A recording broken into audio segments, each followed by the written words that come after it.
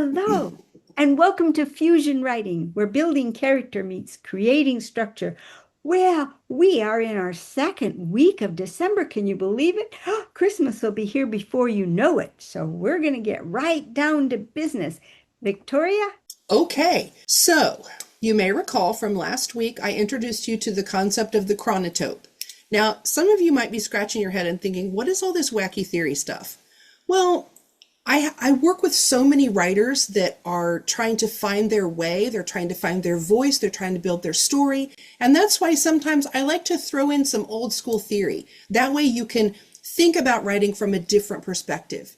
So for the compass today, I'm going to point you back toward the usability of the chronotype as an actual scene starter. So I'm not going to give away too much, but I want you to come back tomorrow with your pencil sharpened and your thinking cap on, because I'm going to walk you through a way to actually use a very well-known chronotype so that you can start exercising that muscle of implementing time and space in your scenes and then start putting those together to build your story. So we'll see you tomorrow and we'll start using the chronotype. Kathleen? Okay, thank you, Victoria. You're really building suspense for me.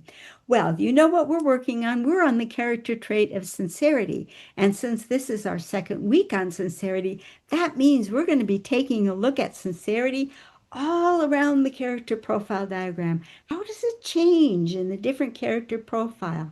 How does it sound different in the different character profile positions? And what happens when it flips? When that character that's seeming so sincere has an ulterior motive. I won't spoil the surprise either because we got a lot to cover next time. Just come right back tomorrow when it's ready for our map. See you then. Bye bye.